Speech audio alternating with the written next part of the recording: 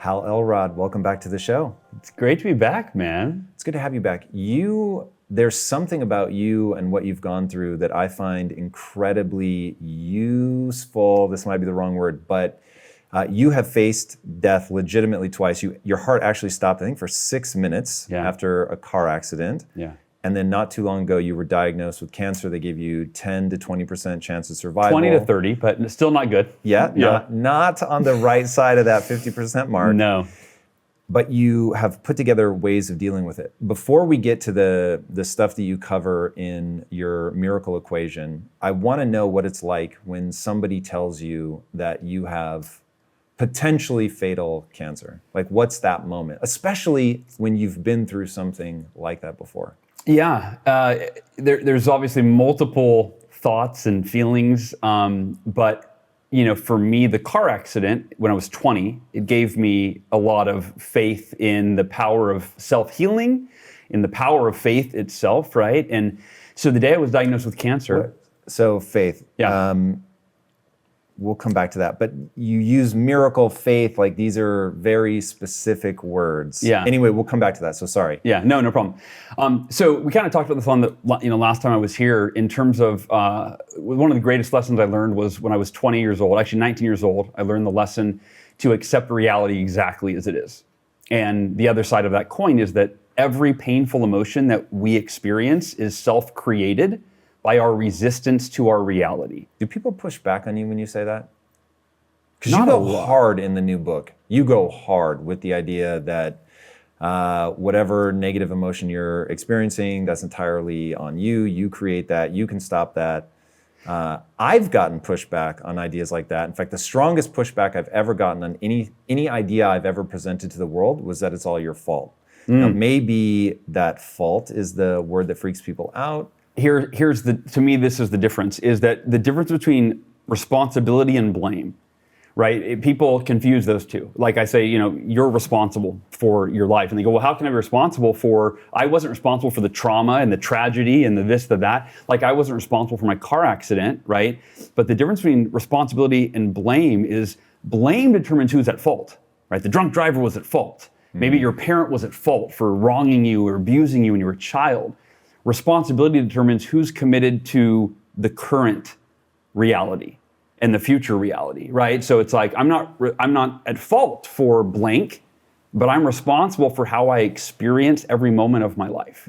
And that's actually the future of my work, I feel, is really focusing on teaching people how to choose their optimal experience in every moment of life, regardless of what's going on outside of you.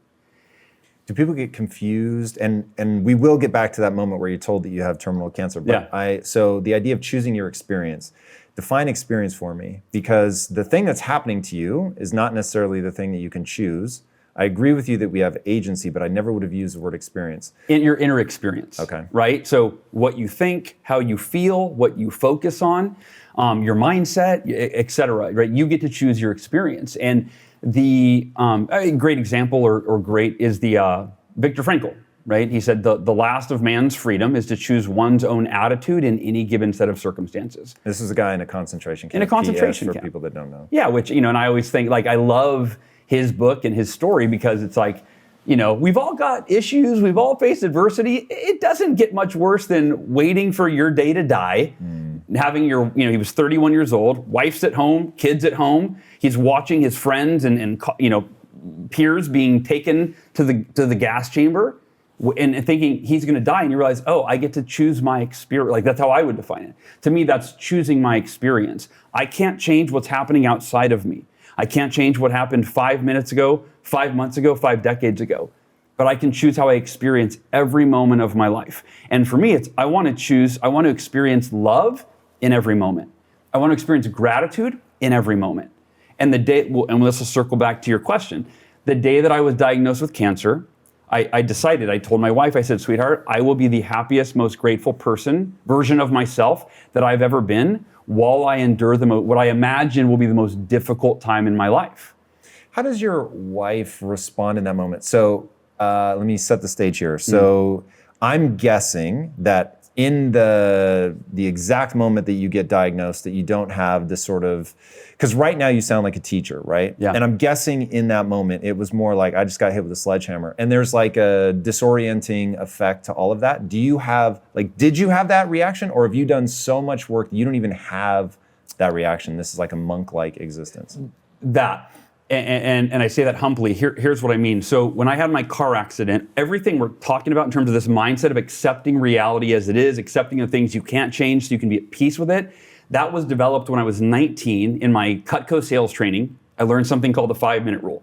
It says it's okay to be negative when something goes wrong, but not for more than 5 minutes. And the number's arbitrary, to 5 hours, 50 minutes, whatever, right? The point is, painful emotion, you're self-creating your emotional pain based on your resistance to reality, which another way of saying that is it's your wishing and wanting you could change something that's out of your control.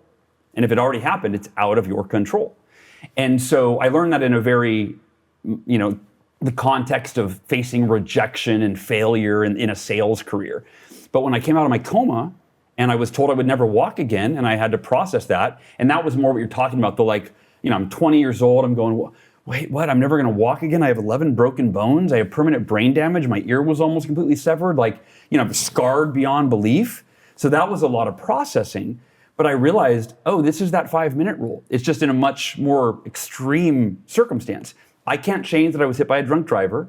And if I'm in a wheelchair the rest of my life and I can never walk again, that's my reality. Who will I choose to be in that wheelchair? Okay, so now we have to talk about reality. So if the experts are telling you that you're going to be in a wheelchair for the rest of your life, you had to decide that you weren't going to let them define your reality. And this is where this gets in. I literally, as you were saying, resistance to reality, I underlined the word reality because that word is tricky. And I'm the same. So I think about the mind being a prediction engine, and that I think of it as the closer you get to what is objectively true, the more you're able to predict the outcome of your actions. But in that, I'm making a lot of assumptions. I'm choosing to believe one thing over another. When I don't have enough evidence in one direction or another, I choose the things I consider to be useful. I won't spend our time defining that, but I have a way that I come up with what is useful. How do you decide what is real? So to me, here's the two sides of this coin, right? So the doctors thought I was in denial because I was, all positive and happy, and they called my parents in one day and they said, "We're concerned with Hal. We believe he's in denial. He's not facing." This is 2 weeks after the crash, 1 week after I came out of the coma. They said, "We believe he's not facing reality, essentially, and that it's so painful for him." They said this is a normal response we see with accident victims that are in some horrific accident, told they're never going to walk again. Yep. We believe that he can't handle his reality, so he's checked out, and that's why he's always laughing and joking and whatever. So my dad came into the hospital room and expressed the doctor's concern, and he said, the doctor said, "Hal, what's normal is for you to feel sad or scared or depressed or angry with the drunk driver, angry that this happened. It's normal to feel those emotions. How are you really feeling?" And I went inside, and my dad his face is red. He's trying not to cry. He's, and I'm I can tell it's, he's worried about your future. He's just, I think that he was, I think it's, he's watching his son, right? It's only 2 weeks removed from me being found dead, and I'm out of the coma for a week. And so it's this very uncertain, as a dad now, I can only imagine what I went through to me and compared to what my parents went through. I think my parents had the worst of it, right? And I think until you're a parent, you don't make that connection. But I'm to watch your child go through that and not be able to do anything, And I said, Dad, I said, I thought you knew me better than that. And I said, remember I lived my life by the 5-minute rule that I learned in my Cutco training? And he said, well, what do you mean? I said, it's okay to be negative and feel sorry for yourself, but only to a point where you extract the lesson, the value from the circumstance or the experience. And I said, I can't change that I was in a car accident. I can't change that I broke 11 bones. And if the doctors are right and I never walk again, then I'll be in a wheelchair the rest of my life. So I get to choose, though, how I experience every moment on that journey. And I said, and Dad, I've decided, and this came before the cancer, it was the first time I decided, I'll be the happiest, most grateful person you've ever seen in a wheelchair, if that's the case, but I'm not accepting that as my fate. This is the other side of the coin, Tom, is I'm accepting reality exactly as it is, no matter what that is. So if it's essentially, I'm accepting life before it even happens. So if I'm in a wheelchair the rest of my life, I've already accepted that and decided if that's my quote unquote worst case scenario, I'll be at peace in that wheelchair. Because here's the thing, I'm in a wheelchair either way at that point. I'm either miserable in a wheelchair or I'm the happiest person you've ever met in a wheelchair. Either way, I'm in a wheelchair. And if anybody's watching, I often ask, like, what's your wheelchair? Like, what's the circumstance in your past or present that's out of your control?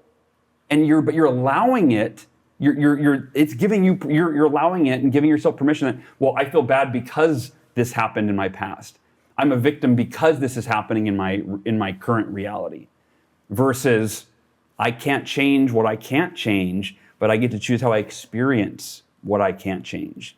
How do you walk, though, the path of, okay, I might end up in a wheelchair, and if I am, I'm going to be the happiest ever. But in the interim, I'm going to fight really hard. Yes. And, by the way, go through a tremendous amount of suffering, I have to imagine, in rehabilitating yourself and all of that. So it would have been easier to truly not resist what the doctors are telling you is real, because there's going to be less physical pain, certainly, in just acquiescing to, well, I'm going to be in a wheelchair. Yeah. It's going to be much harder to stay optimistic, to push against that, to do the physical therapy and all of that stuff. So what I'm trying to wrap my head around is how you both accept, I accept the future outcome and Yes. whatever may be, but there's some, and this is where reconciling how sort of hardcore scientific push I can change and faith, miracle, which to me, in the way that I define those words, is like utterly detached from all that stuff. Woo-woo.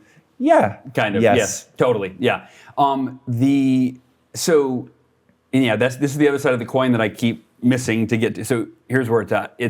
I accept my life exactly as it is, and I accept no matter what happens in my future, I accept life before it happens. Yep. While I'm going to maintain unwavering faith that I can create the outcome I want until proven otherwise. So the beauty of it is what do you call proof? that I get to a point where, well, it's been X amount of time and I can't walk again. How do you decide that amount of time? So for instance, I know somebody that had a stroke and they're just not, years and years and years now, and they're not recovering at the rate to the extent that they hoped they would. And they are beginning to wonder, is this a futile approach or do I keep going? So yeah, to me, you can get to this place, it's almost like, I guess, in some ways an enlightened state, where you accept life exactly as it is, as I've just said, while you move toward what you want. And I'll give you, here's how this worked out with the car accident. And I told my dad in this conversation, I said, Dad, I accept that I may never walk again. I'm at peace with that. But I'm not deciding that's my only option. I said, the doctors might be experts in medicine, but they're not experts in me. And I really believe that, right? Like, just because you're given a statistic, that's the statistic based on the masses, based on people that live in fear, based on people that eat unhealthy, based on people that aren't doing any of the things to heal themselves. And so I told my dad, I said, I'm going to pray every day. I'm going to meditate every day. I'm going on healing. I'm going to visualize myself walking again. I'm going to do everything within my power to create the outcome that I want. And if I get to a point where it's like, no, I can't walk again, and I don't know that time frame, right?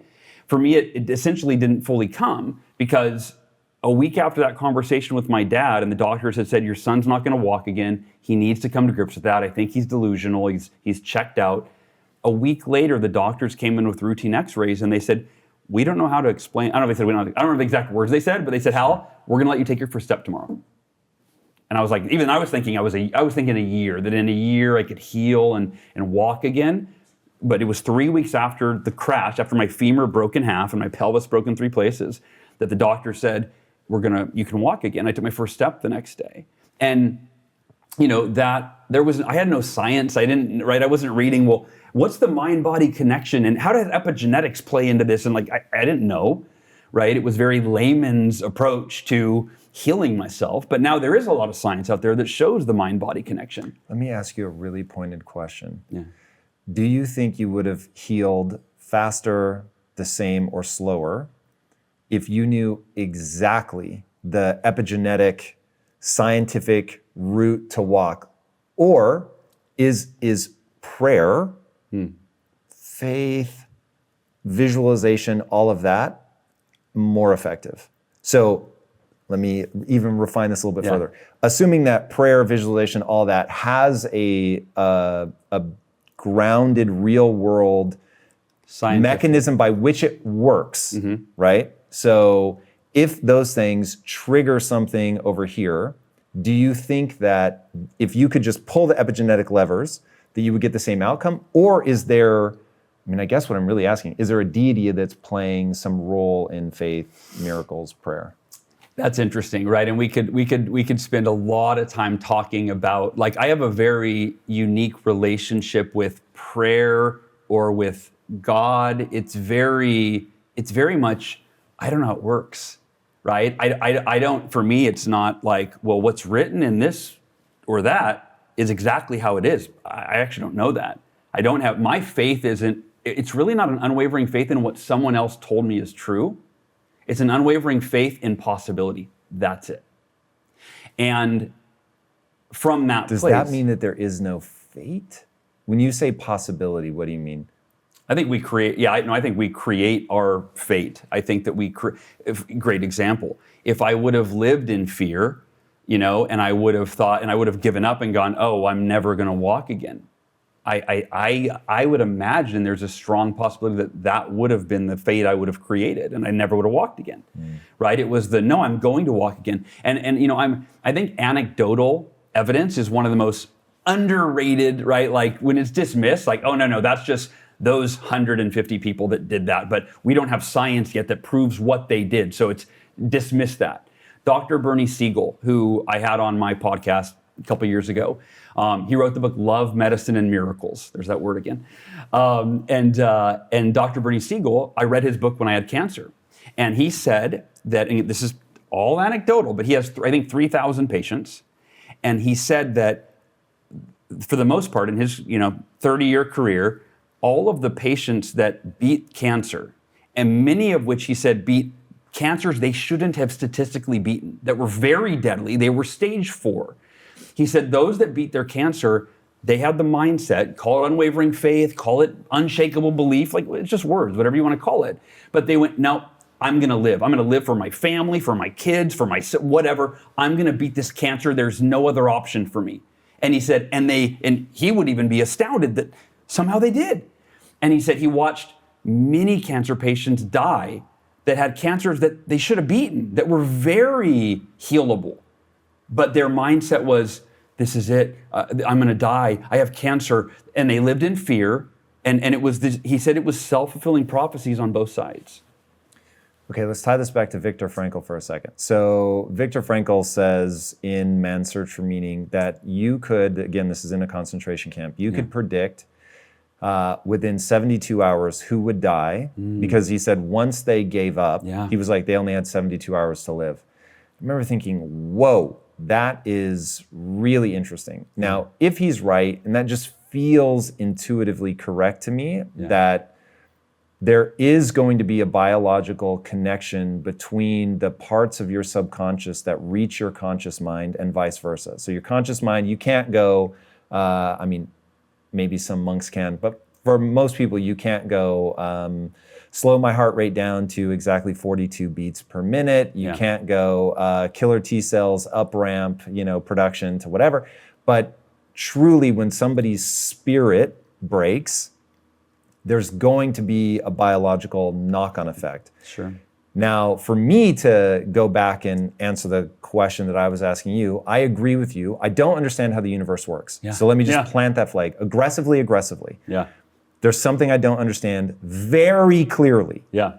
So everything that I say becomes a guess. But I have a guess that if I could directly control the epigenome, if I could directly control my biology, that I would get a superior outcome than if I put things in the faith modality, prayer, all of that. Now, that's all I have right now. Yeah. So if I were diagnosed with cancer, I would first of all call you and be like, walk me through the exact protocol, because you have like all these anti-cancer visualizations and all that. Dude, I wouldn't be above a single bit of it. I would do it all. I would pray. I would do whatever the hell I needed to do. But that to me is a proxy only for that which we don't understand yet. And so what I want to know, and maybe you've already answered it, but what I want to know is, do you have a hunch? I know you don't know, but do you have a hunch that there is a more powerful spiritual being thing that like is waiting for us to show our faith? Or is this just the lever that we have now because we don't know the scientific levers to pull? To me, I would say and this might be controversial for some people, but my belief in a higher power, a deity, a spiritual God, it's almost more scientific. Does that mean that ultimately you will be able to understand in the sort of Einsteinian way of, he didn't think of God, if I understand it correctly, he didn't think of God as a person in the sky, but he very much thought that there is this higher power, whatever, that we don't understand, that put all these rules into play. But once you understand the rules, you really do, in his vernacular, understand God's thoughts. Yeah. Well, one way, and again, I can't go deep into this statement, but right, that everything is energy. And so to me, God is that ultimate energy that all things are born from and die into. And but it can be explained. Say again? It will ultimately be explained? Yeah, I think so. I think it is actually explained. People just maybe aren't making the connection, right? But people that are studying metaphysics and I forgot, what was that author that did that studied water, right? And he would have 2 glasses of water, and if you put negative thoughts toward one glass, it would change the molecular structure into this. You haven't seen this? I'm so skeptical you can't imagine right now. So it's a Japanese, like Nakimura. It's a Japanese author, and so yeah, he has an entire book on this. You can think negative thoughts towards one glass of water. And you can think loving thoughts towards the other glass of water. Do you have to put a certain amount of distance between the 2 glasses of water? I don't remember. I'm gonna have to learn about this. You have to look about this. Oh God! Yeah. So, but you don't remember the name? I gotta take it. Japanese, I believe. Japanese author, Power of Water. Wish we had somebody here that could look this up. Yeah, it's pretty well known. Glasses of water. Good vibes, bad vibes. Okay. What I'm trying to get to is, and so you answer the core of my question, which is that you think in what I'm calling the Einsteinian way of like, God is the rules of the universe. You said energy, I'll just say rules of the universe. Yes. And that we will ultimately be able to know these things. They follow a set of rules. So they aren't unknowable, undefinable, where God becomes a mystical thing. Don't try to understand it, because I go crazy. And I've done actually a fair amount of thinking as to why this bugs me, but I think it's outside of the importance of what we're talking about now. But when people say quantum and they mean magical, it drives me nuts. Well, if you remember, so the miracle equation, right, which I think we talked about last time I was here, I really defined miracle. I demystified. There's a whole chapter I think on demystifying miracles, and it's the idea that I don't view a miracle as some magical, unexplainable result. Maybe unexplainable in some ways, but to me, a miracle is any result or outcome that's beyond the realm of what you believe is possible for you. Therefore, when you achieve that outcome, it feels like a miracle. It feels like, I can't believe I did this. And the way that I broke that formula down, well, how do you create miracles at will? It's 2 decisions. And if you study the world's most successful people in all walks of life, they live by these 2 decisions, including you, whether you're aware of it or not. It's unwavering faith in themselves, or in God. They can put it wherever they want, right? Like, it's just, I have unwavering faith that if I do these things, if I work really, really hard, that I'm going to create this outcome, that I'm going to attract the right people into my life, that luck's going to come my way, whatever it is. But you see these people that maintained unwavering faith, they could do something that they had never done before. And those are the only people that do things they've never done before. And maybe that no one's ever done before, right? But the average person goes, I'm only going to do things that I know for sure I can do because I've evidence that they're possible, either because I've done them before or I've seen someone do it and I know. So my faith is very narrow, versus this unwavering faith that I'm going to walk again. I'm going to reach millions of people through impact theory, right? Like, you had never done that before. I'm going to build a company of nutrition bars and sell it for $1 gazillion, right? Like, what? Right? So even unconsciously, you're operating with unwavering faith. Here's one of my favorite examples that's very tangible. Take the best sports stars, and I'm going to choose the basketball. Now, growing up, Michael Jordan, that was my guy, right? You pick any sports star, but we'll take basketball. The truth is, hitting your career goals is not easy. You have to be willing to go the extra mile to stand out and do hard things better than anybody else. But there are 10 steps I want to take you through that will 100x your efficiency so you can crush your goals and get back more time into your day. You'll not only get control of your time, you'll learn how to use that momentum to take on your next big goal. To help you do this, I've created a list of the 10 most impactful things that any high achiever needs to dominate. And you can download it for free by clicking the link in today's description. All right, my friend, back to today's episode. Michael Jordan maintained, from my assessment, and so Kobe Bryant, you take anybody, right? LeBron James, unwavering faith that they could make every shot that they took, despite the evidence shown, right? So you take these players that are having a terrible game, right? First quarter, right? 0 for 7, right? But here's the thing. The average person that's where they lose faith. And faith is replaced by fear and doubt. It's, oh, dude, I'm off tonight.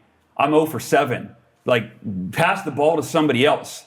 But not Michael Jordan. Give me the ball. Oh, I missed the 8th one. I'll make the 9th one, though, guaranteed. Oh, I missed the 9th one. I'll make the 10th one, guaranteed. Unwavering faith. He'll make every shot he takes. And then because he has unwavering faith, what happens in the 4th quarter when he's had 3 terrible quarters and it looks like he's off and he should be benched? People are calling for me. Jordan's up. Put him on the bench, Jordan. Why you stop shooting? Your team's down. It's your fault. He goes, no, give me the ball. Dude, you asked for the ball 6 and you're not making it. Give me the ball. I have unwavering faith. I'll make every shot that I take. And in that 4th quarter, that unwavering faith, that luck, whatever it is, God, it comes. The Spirit is in him, and he comes back in the 4th quarter, and he comes back, and he brings his team back, and he wins the game. Because he maintained unwavering faith that he could until the last possible moment.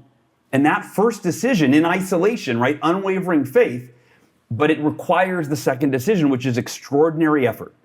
Michael Jordan, and every highly successful person, you included, maintains unwavering faith they can do whatever they set out to do, regardless of what the short-term results are showing them. The immediate feedback is like, no, dude, you're not on track. No, it doesn't matter if I'm not on track. I'm going to get there. Watch. And they put forth that second decision, extraordinary effort. Jordan, he keeps trying. Right? He's fighting for rebounds. He's fighting for everything until that last possible moment. And then at the buzzer, he wins the game. And to me, you can apply that analogy to life. Those 2 decisions, if you shift how you live, where you go, you know what, from now on, I'm going to maintain unwavering faith in everything I try. And here's the thing. You might approach a goal with unwavering faith, put forth extraordinary effort, and you don't reach that goal. Maybe in the bigger picture, you weren't supposed to reach that goal because that goal wasn't the end of the road, right? You were supposed to learn from why you failed that one time so that you could do something bigger and better in the future. Okay, that's the supposed to. Talk to me about that. That feels, who's defining supposed to? What context did I don't even know what I said. So basically that, okay, you have the unwavering faith, so you've made decision number 1. Decision number 2, you put in the just massive amount of effort, but you still don't get the outcome. Mm-hmm. And you said that's because maybe you weren't supposed to. And so that's where you said something in that, because dude, so much of this resonates with me, but you said where you put your belief doesn't matter. You said you could put it in anything, God, whatever. And that I disagree with. I think where you put it is going to matter a lot. And then this idea of supposed to, talk to me about that. Those 2 things. Yeah, let's circle back to the supposed to, and first where you put the belief, right? So here's my thought, and I don't even know if I've ever said it that way before. That just came through me. But you see many people that are very successful, right? I believed in myself. My dad, taught me to believe in whatever, right? Like I believed in myself. I maintained unwavering faith that I could do anything I put my mind to. And I gave it everything I had until the last moment, and I did it, right? But you find other people that go, I give it to God. I had all my faith that God would give me the power, right? So again, one person putting the belief strictly on themselves might be an atheist. The other one, they put all the belief in God, right? And so that's where that came from. It's an I don't know. But to me, that makes sense to go, well, you just see anecdotally that there are people that their faith is in themselves and they achieve extraordinary, remarkable things. And other people, their faith is that it's actually God that's enabling them to do that. Both might be right. It might just be two different ways of looking at, I don't know. So that's my thought on and I'd love to hear your thoughts on that, like on that example of putting your faith in two different spots, but achieving the same outcome or something remarkable. My thought on that is ultimately what matters is the behaviors. So the reason I think it matters where you put your belief is I think some beliefs will cause people to do the wrong thing. But if you do the right thing, even if you do the right thing for the wrong reason, you'll get the outward signs of the success. So take Michael Jordan. If he trains poorly, believes poorly, but still makes every basket, then he's going to win, right? Now, the odds of him making every basket if he's training poorly are virtually zero. Sure. But it becomes about you were able to make the baskets because you had the skill set. But making the basket is ultimately what matters. And so when you think about an infinite number of universes, there's a universe in which Michael Jordan never trains, but somehow, divine luck, whatever, he just makes basket after basket and he still becomes, a version of the Michael Jordan that we know. But just from a probability standpoint, and who knows if there are actually multiple universes, so we only have this one and you get the guy that had to work. So my thing is, I think when some people, I'll use The Secret as an example. I have met way more people, dude, and I mean way more people, that lean on the part of The Secret that I think is total bullshit, which is that if you wish for a parking spot will become available. Yeah. It's like, no, if you sit there long enough, just the nature of a parking spot is such that one will come available. Yeah. So Wait, you don't believe in parking karma? You got to talk to my wife. I don't know. Believe it or not. But we could derail on karma. But I think that where you put that belief is ultimately going to matter, because some beliefs are going to be more optimal at getting you to take the action that will yield the outcome that you want. But the reason that I believe totally with you in the two things, just that we would, I think, use slightly different words. So what I tell people, the first part, the unwavering faith, I call the only belief that matters. And to me, the only belief that matters is that if you believe that humans are designed in the following way, that if you put energy and effort into getting better at something, you will actually get better. Yeah. So it's like, oh, I failed. That just means that I need to get better at this thing. And if I put energy and effort into it, I will actually get better. Now, if you believe that, you'll actually take the actions. Yeah. And so that's the second part of that equation. You have to actually take those actions. And that's the second part of your equation. Yeah. So we both agree on that. I just think that you can put your belief in something. For example, there is a higher power watching out for me. And the secret is that as long as I visualize it, it's going to come true. That person will fail. Yeah. And they will fail reliably, because it's like flipping a coin. Sure, 50% of the time it will come up heads, but if your life strategy is that it needs to come up heads 80% of the time, you're fucked, dude. Yeah. You are going to get ruined. Yeah. And so I think that one needs to be very thoughtful about that. But to your point about, you have people that have these extraordinary lives, and one puts the faith in God, the other puts the faith in themselves. And so it begs the question, is the second part the only part that really matters? And that is my hypothesis, which is that if somehow, some way, you just always did the right thing, you're going to win. It's just that and I know that if you don't have that belief that you can get better, you won't put the energy in to do the other thing, to do the right things. So I think we're saying the same thing essentially, and I think there's a little bit of confusion with me too, in terms of when I say putting your faith, that you could put it in God, you could put it in yourself, and then your rebuttal in terms of but you can put your faith in or belief in the wrong thing, right? Here's what I mean. I think that the faith is in I mentioned earlier, in the possibility of the outcome that you want.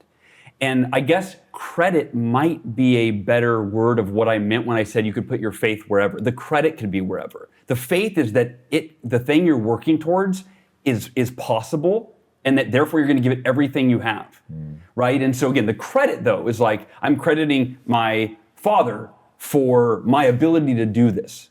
I'm crediting myself for my ability to do this. I'm crediting God for giving me the strength to do this, right? So I think that's the slight distinction is, I think I meant more, it's credit. The credit could go wherever, but the faith, you have to maintain the faith that you can achieve the goal. Because again, if Michael Jordan in the game was like, I have faith that I can make every shot I take because God gives me that power.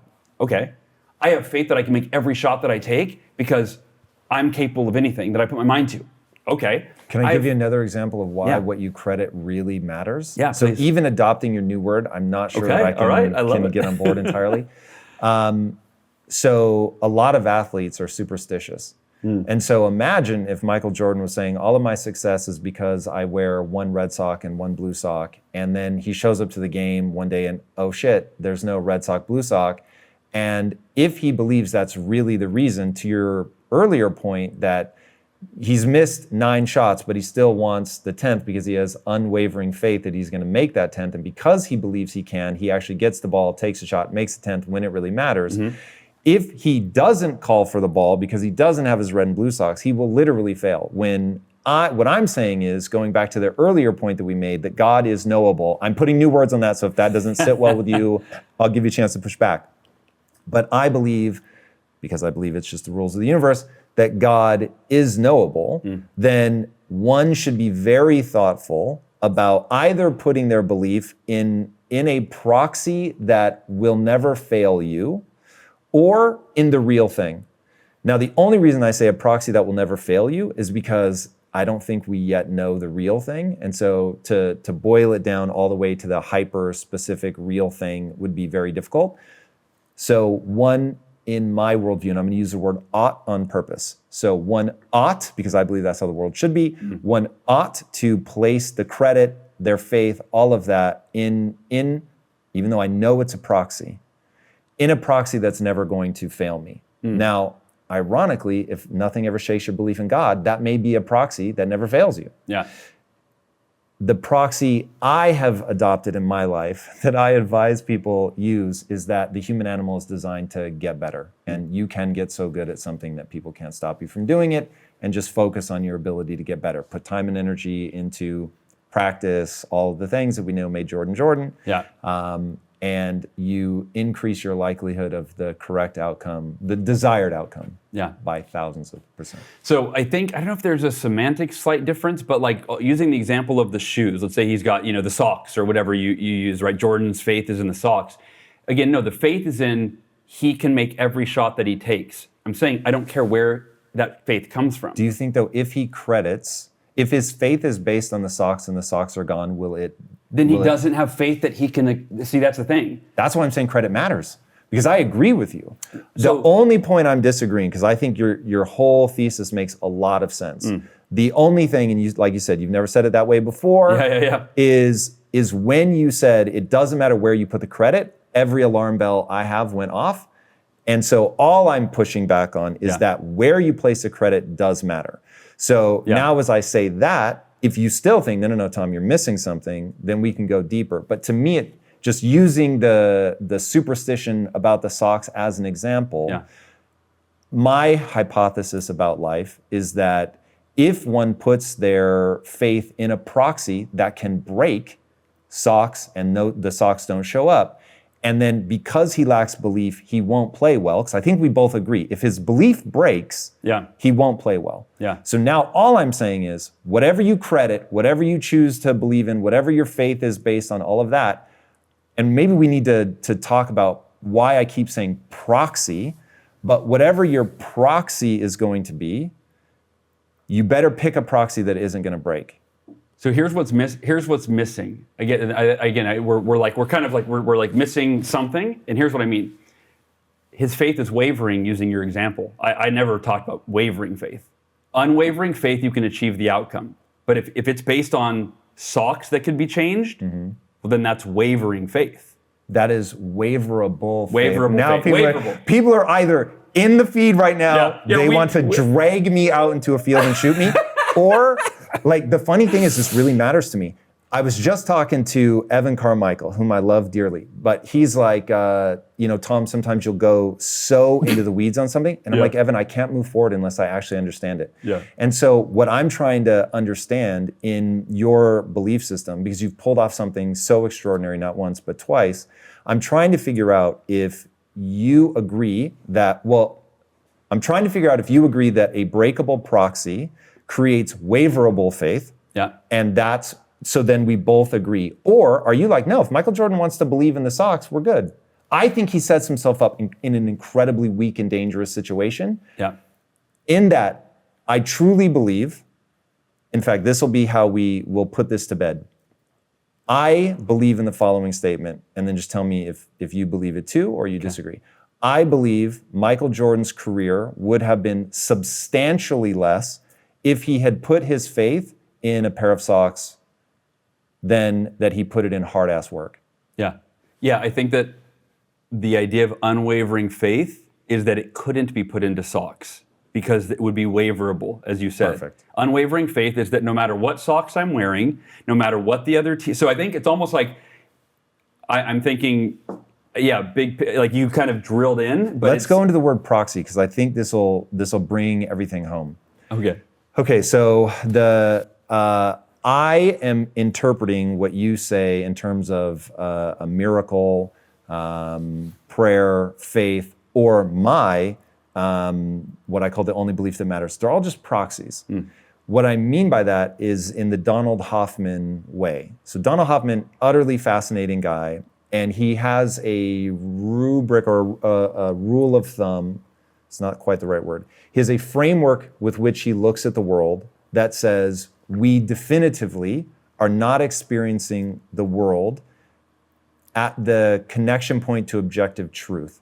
So what he's saying, to then get into metaphor, is that reality is so complex that any creature that is born of evolution would never optimize for interaction with objective truth. And so the example that he gives is a computer, and I think this is brilliant. A computer functions on opening or closing an electrical gate. And so it's zeros and ones. It's either on or off. Everything that you do, from playing a video game to writing an email to sending a text message, all has to do with opening and closing electrical gates in a certain sequence. But it happens blindingly fast. And any human, if you had to open and close the electrical gates to send an email or to play a video game, you just would not be able to do it. Our brain doesn't work fast enough to pull that off. So we create graphical user interfaces. So when you're playing Grand Theft Auto, you have the experience that when I, nudge the controller, the steering wheel on the screen turns. But the reality is all that's actually happening is you're opening and closing electrical gates. So what he's saying is all of life is a proxy.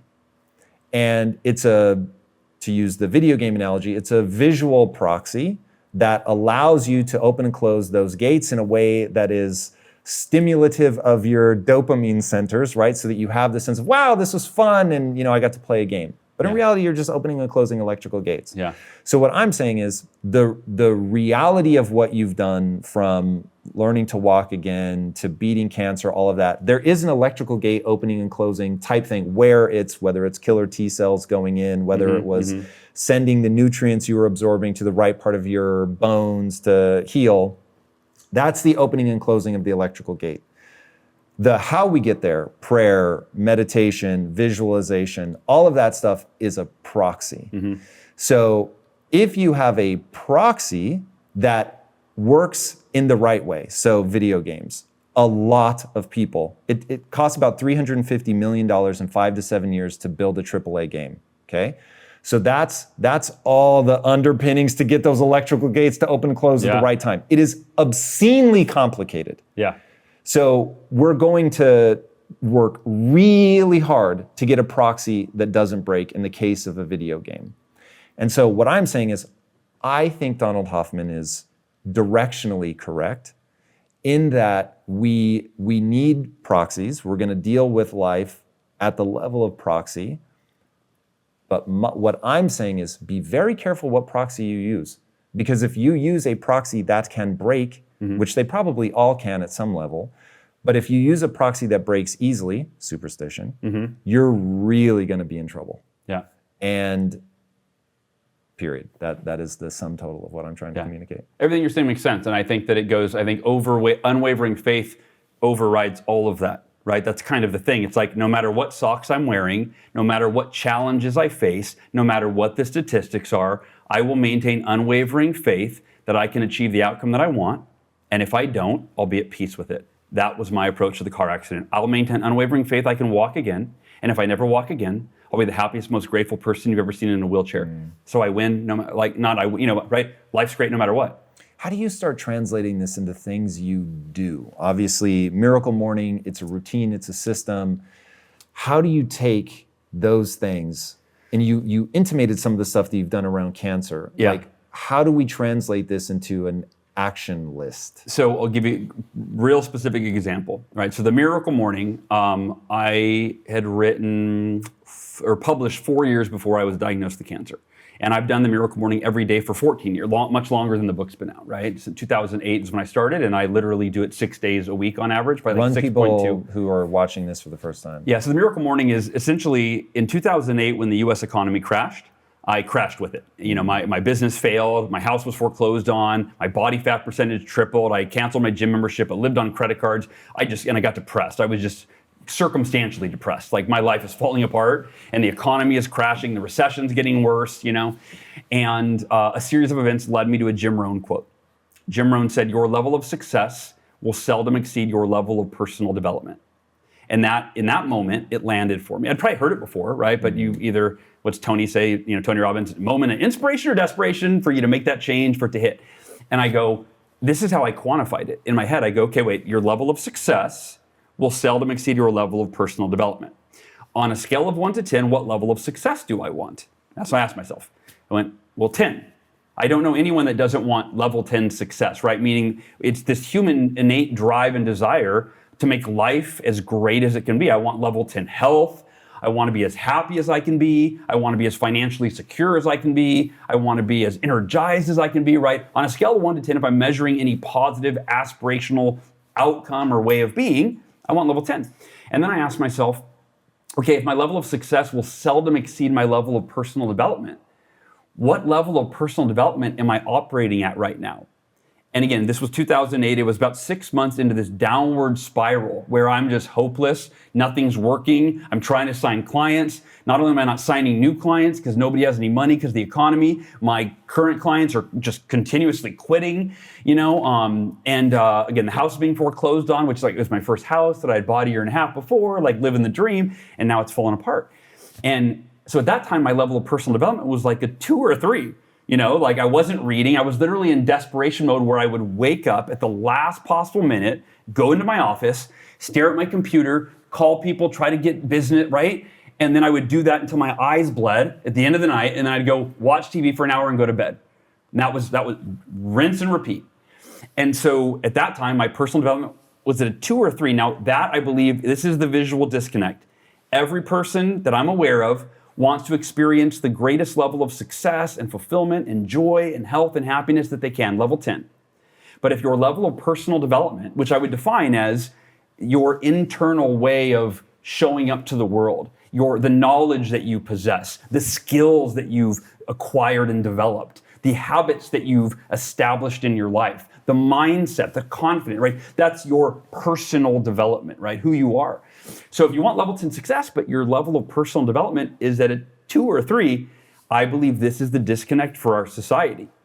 And so in that moment, when I heard this quote from Jim Rohn, I went, so wait, I've got to create a personal development ritual that is so effective that enables me to learn, grow, evolve, and become a better version of myself, ultimately that level 10 version, the best version of me, so that I can create and sustain that level 10 success that I want. So I went home, I was on a run, I spent an hour Googling what do the world's most successful people do for personal development? What are the best rituals, best routines? And I was looking for the one, what's the one that I could do? And I ended up with a list of 6 practices. And I got a little overwhelmed. I wrote down meditation, affirmations, visualization, exercise, reading, and journaling. And the first problem was we've been conditioned in our society to look for something new. I want the new iPhone. I want the new computer. I want the new this, right? If I've heard of it, I dismiss it. And I know about that. But do you do that? Well, no, but I learned about that 7 years ago. But do you implement it? Do you live it? No, right? But we literally do these mental trickery where we're like, if I know about it and I'm not different, it must not be effective, right? So I'm looking at this list, I'm like, I know about meditation, like, yeah, that's not new. Affirmations, those are like goofy. Visualization, sure, the world's greatest athletes do that, but I'm not an athlete, Exercise, I know that, So I'm like, I almost got dismissed it because it wasn't new. And then I dismissed it because I was overwhelmed because I had the epiphany of, okay, it's not new, but the world's most successful people have swore by these 6 practices since way before I was born. Hundreds of years, right? And if you study, depending on what successful person you study, in fact, what caught my attention with these, I read an article, and it was something along the lines of Fortune 500 CEOs that swear by meditation. And that caught me off guard because at that time in my life, I was 28? I hadn't meditated before, and I viewed it as like a spiritual woo. It conjured images of monks in a monastery. I'm like, how's that going to make me more successful? I'm in debt, need to make money. Don't think meditation is going to get me there. But this article talked about how these CEOs said their best money making ideas, their greatest clarity, it all came in their meditation. I was like, maybe I got to try that. And then affirmations. I always thought those were super goofy, right? You watched Saturday Night Live. Stuart Smalley, I'm good enough, I'm smart enough, and doggone it, people like me. That was my image of affirmations. But then I saw this video of Ellen DeGeneres interviewing Will Smith. This was pre-Chris Rock slap, right? When you say the name Will Smith now, it's a different connotation than it used to have. Yeah. But so pre-Chris Rock slap video, and she asked him, how are you so successful? Like you're a platinum selling recording artist, you're a blockbuster movie star, you had one of the hottest TV shows, like everything you do, you succeed at the highest level. How?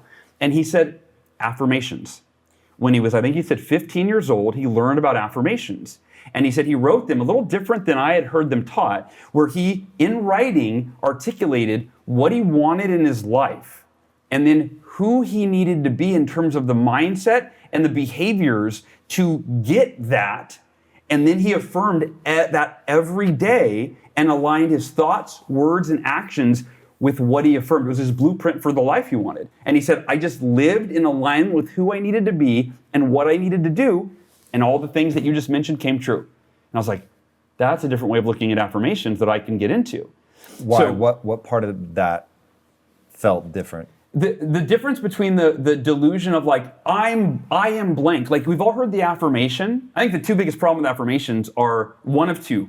Number 1, we're taught to affirm something as if it were true, but it's not. So for example, if you're broke and you want to be wealthy, just tell yourself, I am wealthy. I am wealthy. I am a millionaire. Just tell yourself until you believe it.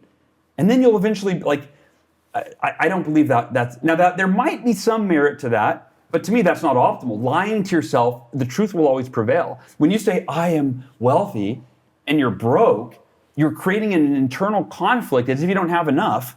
You're creating a new one that's like your subconscious goes, dude, you're not a millionaire, you're not even a thousandaire. Like, who are you kidding, right? The other problem with affirmations is we're taught to use this flowery passive language that makes us feel better in the moment, but is destructive in the future. Here's what I mean. Another financial version. I am a money magnet.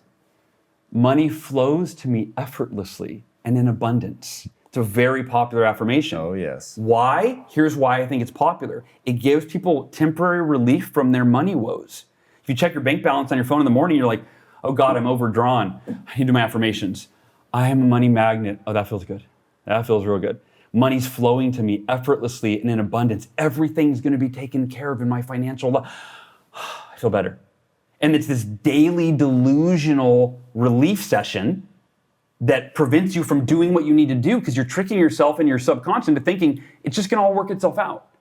So that Will Smith formula, and actually I'll share, so my formula for affirmations, I've kind of evolved what I learned from Will, right, is 3 steps. Number 1, affirm what you're committed to. Because in life, you don't get what you want because you want it. You get what you're fully committed to, that you're going to do whatever it takes to achieve that result. So number 1, affirm what you're committed to. And I'll give you an example of how I applied this during my cancer journey in a minute. Yes, please. Yeah. So number 2, affirm why it is a must for you. Or depending on the language that resonates with you, you might say why it's a must or why it's deeply meaningful to you, right? Why is it like you're willing to do whatever it takes to follow through with that commitment because it's so important. What are the whys, right? The Simon Sinek, like the whys that will drive you to do whatever it takes. And the third step to creating affirmations that produce results is affirm what specifically you will do and when you will do it. Give you an example. When I had cancer, and by the way, this is also ties in the unwavering faith piece. Unwavering faith, it's a very flowy, loose, intangible, it's hard to grab onto. This is how I apply it in real time. When I had cancer, I followed these 3 steps for my affirmations. Whenever I felt fear, I'd pull out these affirmations, and step 1, affirm what you're committed to. I am committed to beating cancer and living to be 100 plus years old alongside Ursula and the kids. No matter what, there is no other option. So if you're using that as a template, it's I am committed to blank. No matter what, there is no other option. For me, when I was, and I didn't have the formula, but when I was walking again, I was committed. I'm committed to figuring out how to walk again, no matter what, there's no other option.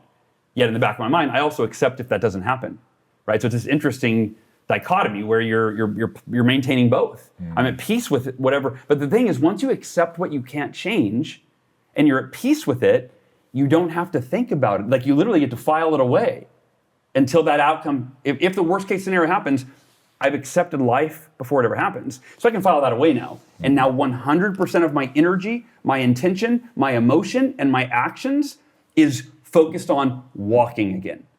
And I don't have to pull that out unless it never happens. And then I go, oh, I guess it's been a year. The bones aren't healing. I'm never gonna walk again. I'm in a wheelchair. That's the rest of my life. Cool.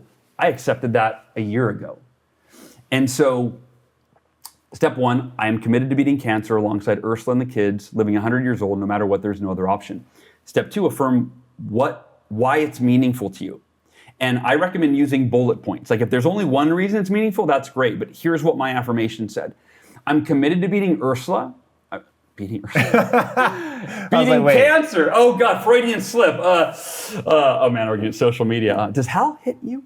Yeah. No, I'm committed to beating cancer for Ursula because I promised her forever and a day.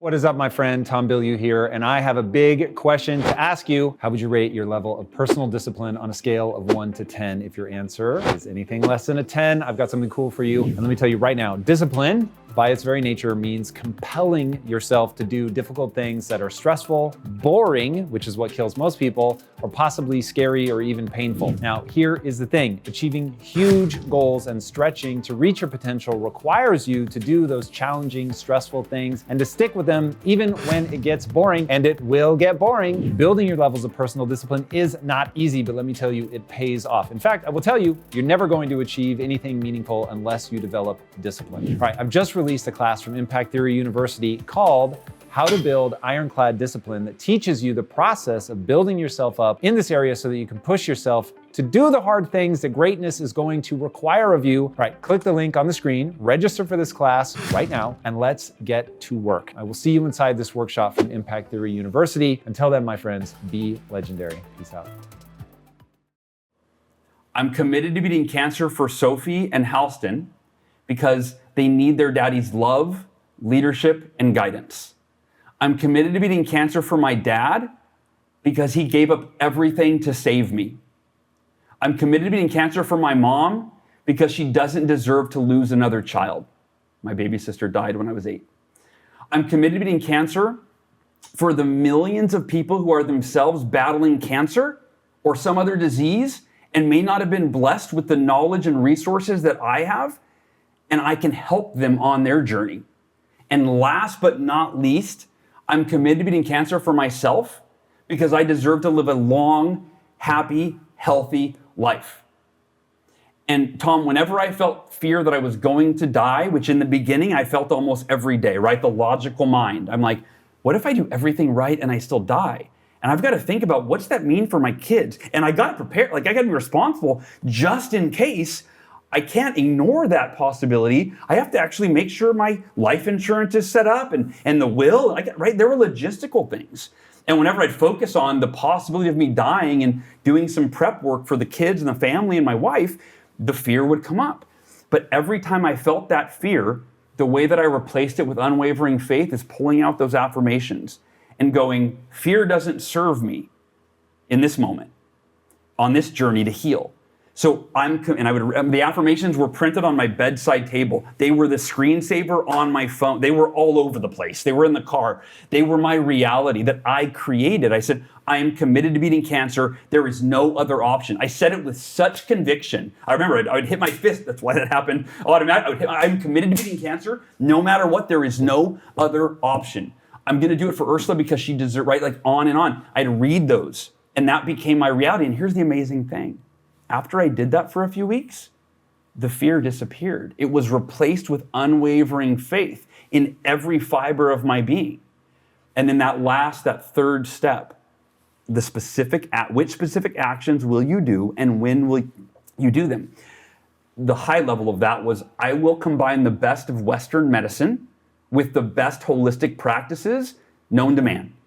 And I will dedicate time every day to studying and researching the best holistic practices that my oncologist is dismissing because that wasn't part of his education, right? My oncologist, it's a whole nother story, but when I said, hey, what part does diet play in my healing?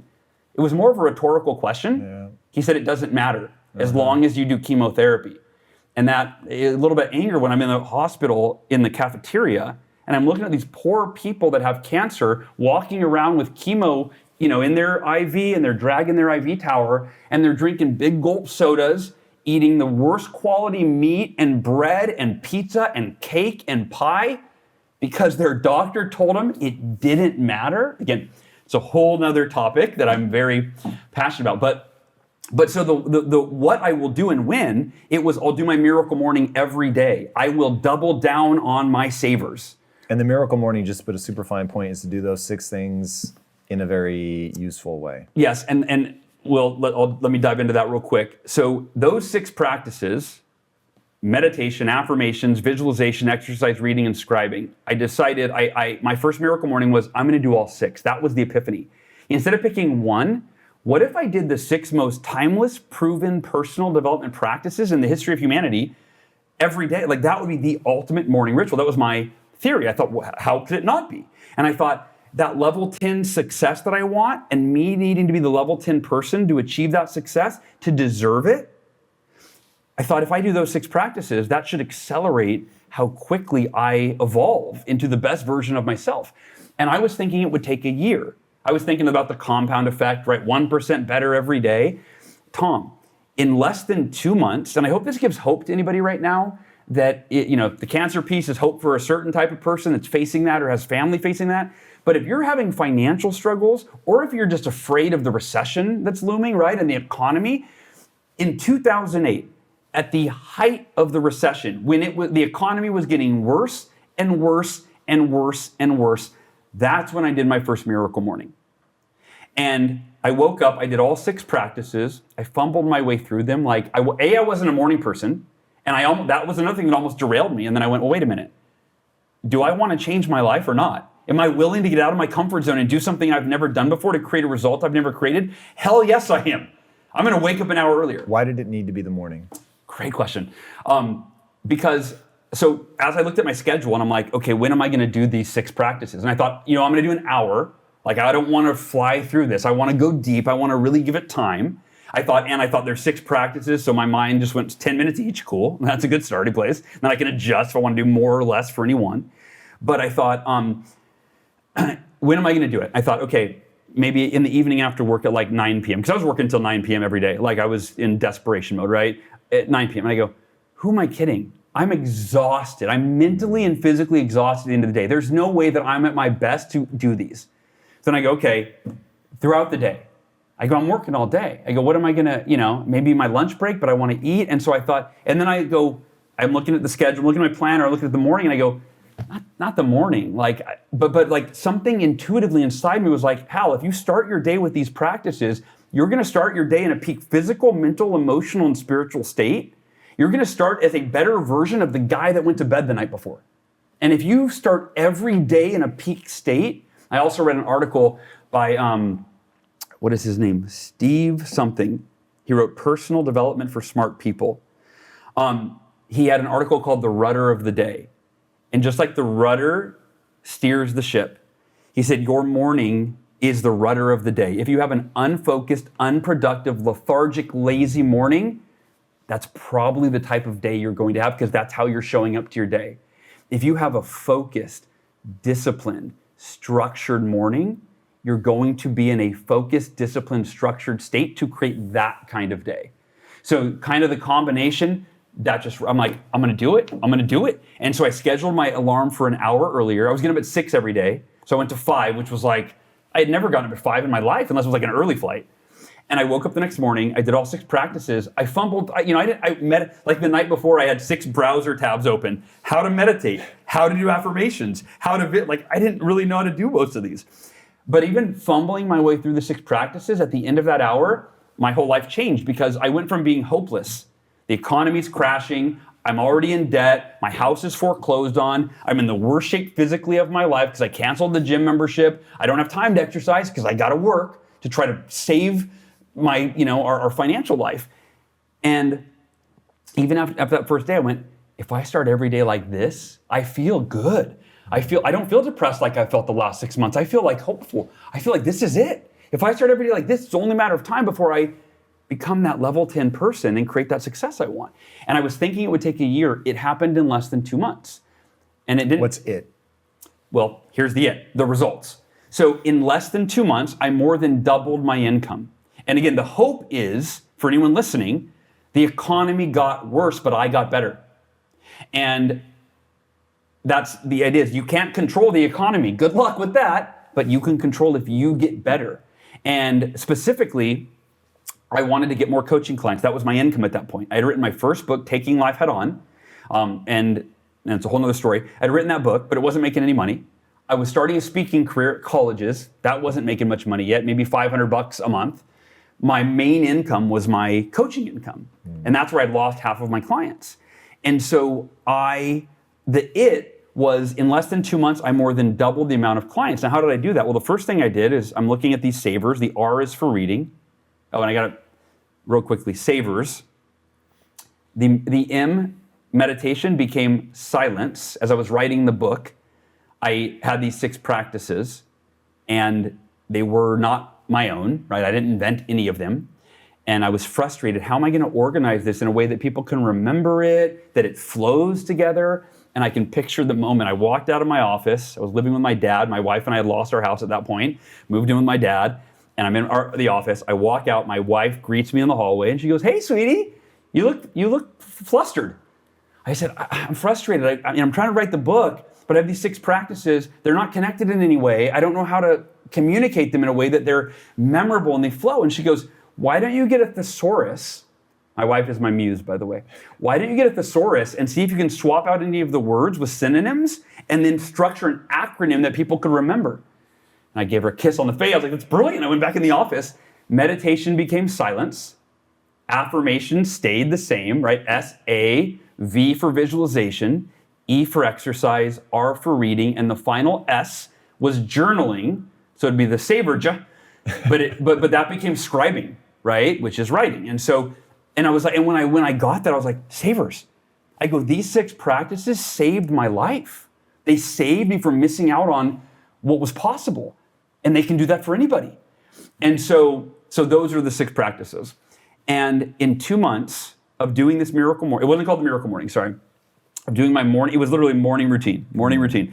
And actually, and then it became Maverger or whatever. But I went into my wife and I said, "Sweetheart," this was in our first house. Sorry, I'm going back in time.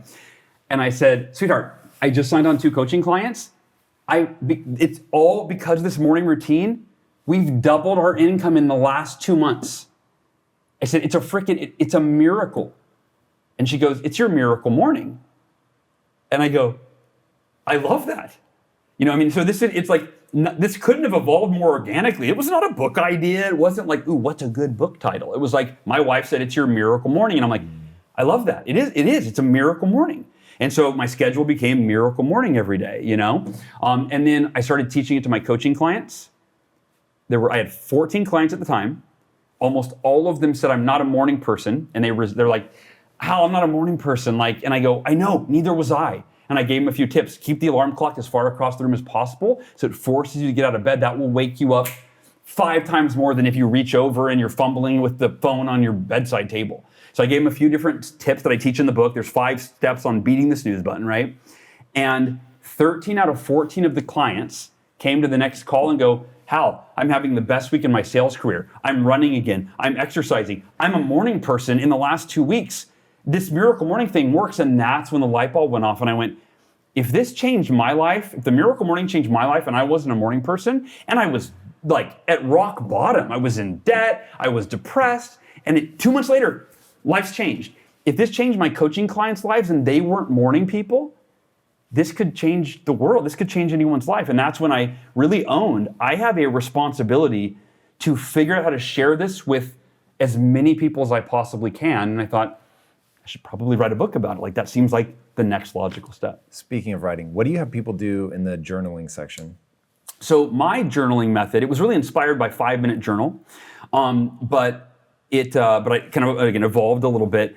So the first thing I write down is, and there's, whether you write by hand or like we have the Miracle Morning app, people can journal in there, and these are actually prompts in the app. But so my step 1, I write down is there anything I need to let go of? And I find and I didn't used to do that. I used to start with gratitude, but I realized that if we have something that we're not letting go of, whether it was a fight yesterday with our spouse or it's something from our childhood or it's whatever. And when I say let go of, that's another way of saying accept, right? It goes back to the acceptance piece. Just what do I need to accept? What do I need to either let go of, accept, be at peace with, right? Whatever language works for somebody. I always say don't use my language, use the language that resonates with you. And so number 1, what do I need to let go of? And it's like, oh yeah, I'm feeling stress or anger or frustration over that thing. I'm going to release it. I'm going to let it go. And I'll write it down, and then I'll sit there for 30 seconds. Is it just the act of writing it down that helps people? Is it bringing it into their conscious mind? Writing it down takes it out of your head and puts it on paper. It gives you a focal point, right? Or in your phone, whatever. It gives you a focal point. And then to me, it's about the act. It's about the actual emotional, I'm letting it go. And whether you need to say it out loud, say it to yourself, do this, whatever works for you. Play with it, right? Play with it. Like, let it go. But they're not writing about the subject itself. They're just saying, that fight with my wife, I need to let it go. They jot that down, and then they do the act of... That for me. But again, it varies. Sometimes I go, I need to let go this. And then depending on what comes through me, sometimes it might be like, I need to let it go because it's not serving me. Like again, it's really organic. Whatever free writing. A lot of times though, it's just, I need to let that go. And then I actually do it viscerally throughout my body, right? Really let it go. Do you have a mechanism for that that's tied to silence? Like start in your forehead and make sure the muscles are relaxed, and then you get to your eyebrows, like that kind of thing? Not really, but you see it just through my physiology, right? Like, so for me, it's really imagining it kind of like, I guess because I'm hanging on to it up here very often, right? It's in my, it's sticking up here. And so it's like, I just imagine it just releasing and just letting it go. I will say that like, when it comes to that acceptance piece and the 5-minute rule, that for me, it was 3 words to let something go. I'd set the timer on my phone for 5 minutes. And for 5 minutes, I bitch, moan, complain. I'm like, this is so frustrating, right? And I remember when I first learned the 5-minute rule, I was learned in my Cutco training. The way my manager taught me is he said, look, you guys, sales is a microcosm of adversity that is much more intense than the average person experiences. For example, he said, the average person experiences rejection occasionally, and it's really difficult for them. You're going to experience it every day, multiple times a day.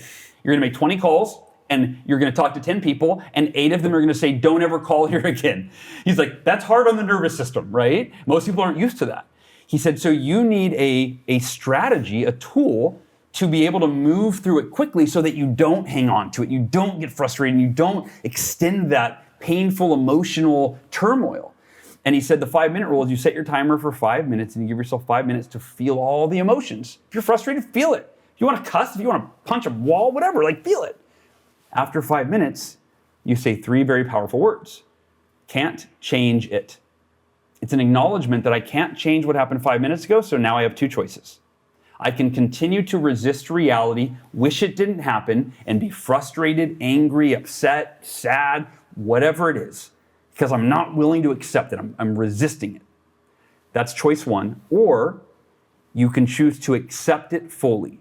To say, this happened, I can't change it, so I can choose to accept it, be at peace with it, and focus 100% of my energy on what I can control. And when I learned that, go ahead. I was just going to say, how do you move through that part? So let's take the example, my wife and I got into an argument. I need to let go of the emotion that I'm having over the argument, but my wife is really wrong. And I was not able to convince her in that. And I'm going to run into this again and again and again and again. So let me share an example and then bring that back, please. I think it'll help us to get there. When I first learned this, I thought 5 minutes.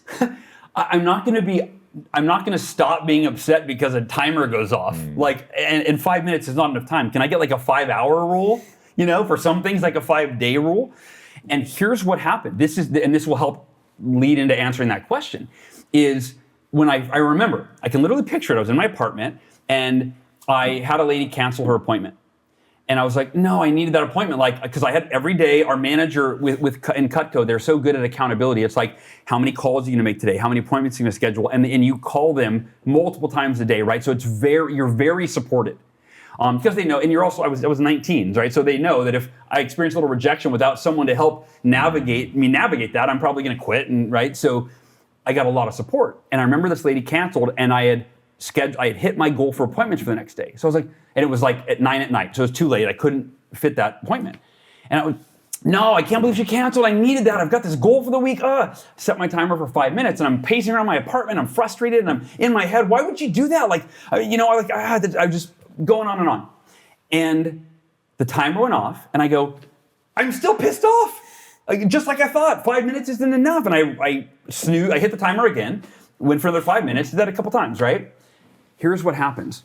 Once you start practicing this mindset and you become aware, because eventually you get to a place where it might have taken me 10 minutes, maybe 15, but eventually I go, all right, I guess my manager, my mentor is right. Like, I can't change that right? The emotions eventually die down, time heals all. And eventually you go, okay, I'm gonna accept it. I can't change it. I only have 4 appointments tomorrow instead of 5. I'm gonna just get on the phone in the morning. It is what it is, right? And now I'm at peace because I accepted it. It took me 15 minutes, but I accepted it.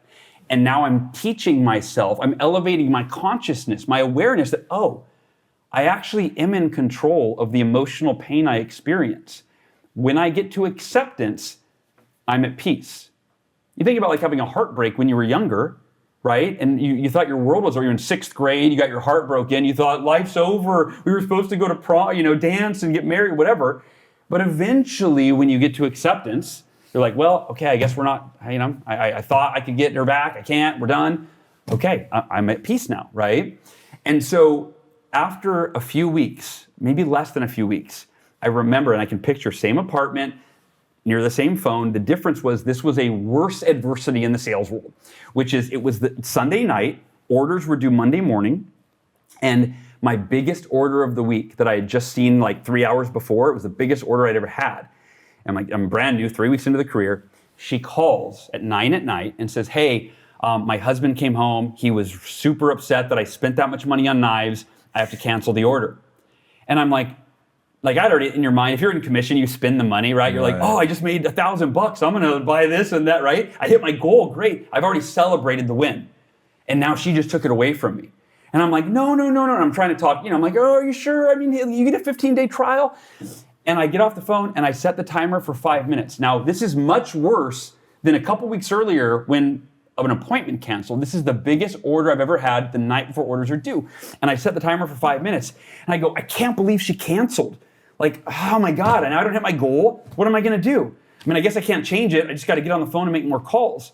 And I pick up my phone and there's 4 minutes and I can see the phone. There's 4 minutes and 32 seconds left. And I go, why don't I just accept it now? What's the value in me feeling bad about it for another 4.5 minutes? And I turned it off and I go, can't change it. And I felt at peace.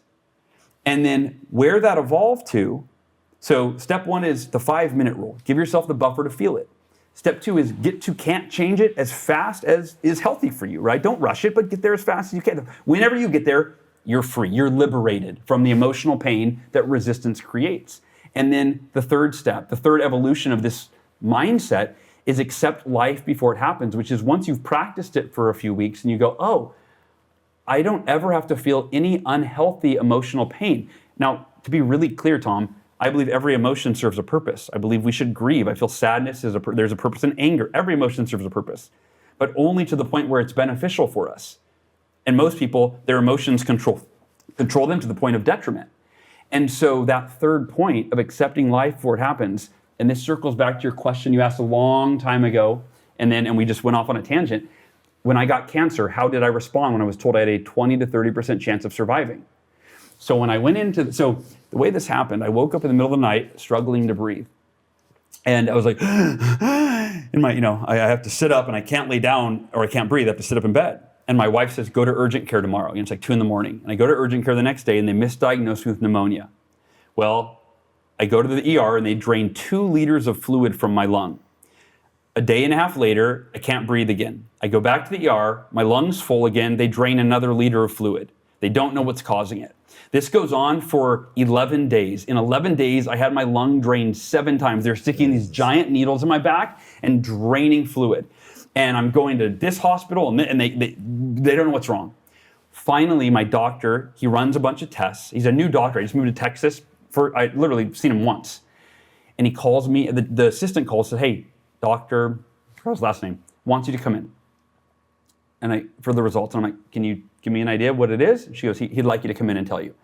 I'm like, scariest words a nurse can say. Yeah. And at that point, my wife took our kids to go visit my grandma, a trip we've been planning forever. She hadn't seen the grandkids yet, but I couldn't breathe every other day. So I had to cancel. And I said, you go without me. I don't want to rob her from seeing the grandkids and her great grandkids. And I go into the office and he says, well, Hal, the test came back and there's definitely something. And he's like, he can't say it. Like he's nervous to tell me. And I reach over and I put my hand on his forearm and I said, doctor, I said, I know you don't know me well. I literally said this, Tom. I said, but I live by this philosophy where I accept life before it happens, meaning you could literally tell me I'm dying today and I'm totally at peace with it. It is what it is. I can't change it. So whatever you have to say, you can tell me. And right, probably a flip of normally the doctor should be comforting you, but he goes, he had a sense of relief and he said, looks like you have cancer. And to be honest with you, even though I said I could be, I was like, because literally, my identity is I'm a very healthy person. Now looking back, I see all the things I did in my 20s. I experimented with some drugs. I took a lot of workout supplements that have horrible cancer-causing stuff, dyes in them. So there's a lot of things I was doing. But in general, I was like, dude, I'm a really healthy person. I'm like, I don't think that's it. But if that is, okay. Right. And he says, you need to get a second opinion. I got into the car, right? And I'm like, okay, but literally, when you live this way long enough, right, I've accepted, so I go, okay, I have cancer, I can't change that, so there's no point in feeling sorry for myself. I'm not gonna be depressed, I have cancer, that's a fact. I'm going to choose to optimally experience every moment while I deal with this. I'm gonna have faith, I'm gonna whatever, right? I'm gonna be positive, I'm gonna be happy, I'm gonna be joyful, and I'm gonna deal with this in as optimal a way as I can, because my only objective is to heal for my family. I called my wife on the phone and I told her what happened. I said, I have cancer, right? And she starts bawling. And my mom's there with her at the zoo. And my wife starts crying, and it was hard I was at peace with it. But I, the empathy of oh God, this is devastating for her, And I said, sweetheart, I said, I can only imagine what you're going through. I said, but let me say 2 things to you. Number 1, when I was hit by a drunk driver and told I would never walk again, I made the decision that I will be the happiest, most grateful person you've ever seen in a wheelchair, while I endure this. I said, same decision today. I said, so I want you to know, you don't have to worry about me at all in terms of I'm at peace with this, I'm gonna figure it out. I said, the second thing that I'll tell you is this cancer has a 20 to 30% survival rate. I'd already told her that, that's when she broke down into tears, right? Because if you're looking at the other side, you're going, so wait, there's a 70, I knew how she was interpreting it. There's a 70 to 80% chance that my husband's going to die, right? And by the way, this cancer kills people in weeks. They told me I had a few weeks to live if I didn't start chemo the next day. Jesus. And my heart was failing, my lungs were failing, and my kidneys were failing all at once, right? They discovered more with these tests. And I said, I know the doctor said there's a 20 to 30% survival rate, meaning among the masses of people, and it was a small amount, it's a rare cancer, but it's like 6,000 people in the US have had this cancer. And I said, among those 6,000 people, 20 to 30% survived. I'm telling you, sweetheart, in my mind, there's a 100% chance that I'll be among the 20 to 30% of those that survive this cancer, because I will do everything. I will maintain unwavering faith, and I'll perform with extraordinary effort that I'll do everything that those people did and more. I will do everything. And so that's my honest answer, is I was at peace. I can't change that I have cancer. The odds are their odds, not my odds, right? Nobody tells me what my stats are. Those are stats amongst a group of people, right? And so I'm going to beat it. I get all that. Super powerful. And going back to the letting things go, I think it's a critically important step, acceptance. But then next step is tactics. And so how do you leverage tactics? Now, originally we were talking about journaling. So I was trying to figure out, okay, we do the letting go, but maybe this is even more important. So when you have something big like this, how do you get into tactics mode? So is it research? Is it something else? All of it. Here's a beautiful answer that, I love how I called my answer beautiful. Self-proclaimed beautiful answer. No, but an answer that explains, I call this like Miracle Morning 2.0, which is when I started the Miracle Morning, it was a general practice to evolve myself, right? Now, granted, it had a slant toward making money. In fact, the first book I read was called Book Yourself Solid, on how to gain coaching clients, right? Because that was how I made money. And I applied it, and what do you know? It worked, right? But Miracle Morning 2.0 is where you take a very specific result that you want to achieve, and you filter it through all 6 of the savers. So it could be saving a marriage that is on the rocks, right? In this case, it was beating cancer. At that point, nothing mattered. If I don't beat cancer, none of my other goals matter. So 100% of my energy during my Miracle Morning is going to go into beating cancer. So what does that look like? So silence. I meditated I meditated in a state of healing. And I often combine meditation with affirmations. So I'll say things like, my body is completely healed. And then I'll sit there. I'll also integrate. Help me understand that, because with money, you said, don't tell yourself the lie. I already am rich. Sorry. Thank you for that. Language is important in this case. My body is healing. It's always, I never affirm a result has happened that hasn't happened. It's always, I'm committed to my body. This is happening. And now, I also incorporated visualization into my silence. So you can kind of combine savers. What were you visualizing? I was visualizing every cell in my body healed. And here's how that happened. That wasn't on day one. Day one, I was visualizing me with my family healthy, right? So I was like just visualizing down the road. But I believe that's the least effective form of visualization. I believe the most important form of visualization is visualizing what are you going to do today that will create that vision board that you got on the wall. So an example in that case with cancer is I would visualize myself every day doing the things that I needed to do that day in order to heal. Why is visualizing something so near term important if you're about to do it? Is it visualizing it going well? Is it just reinforcing so you make sure you actually do it? It's visualizing yourself in a peak state while you do the thing. And I'll give you one of my favorite tangible examples.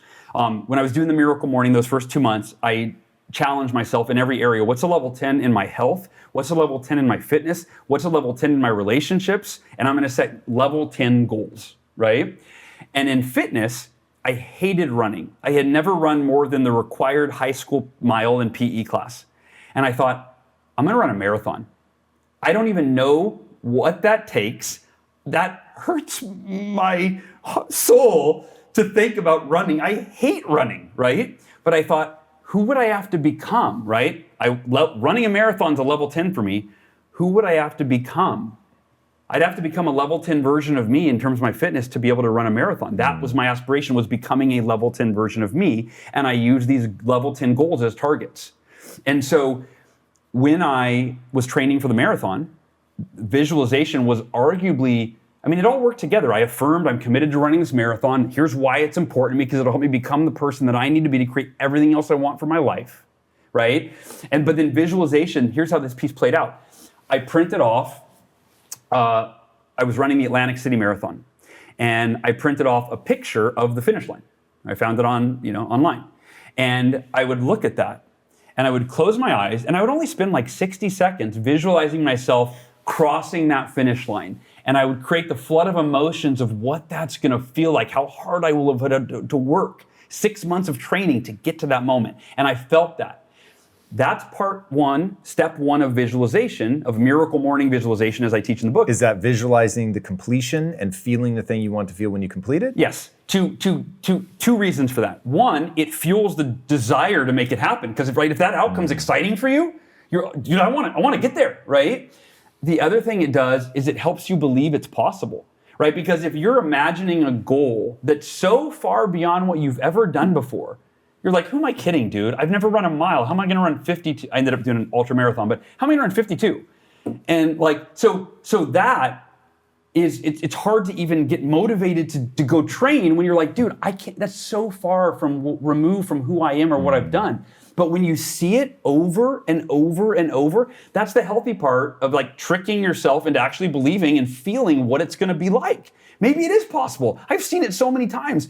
The problem is that detrimental if you leave it at that, and that's where most self-help gurus, if you will, that's how they taught it. That's all they've taught. Visualize yourself crossing the finish line, visualizing yourself getting that $1 million check, right? And they left it at that. Why is that detrimental? Because you trick your subconscious into thinking it's a foregone conclusion independent of any effort that you put forth.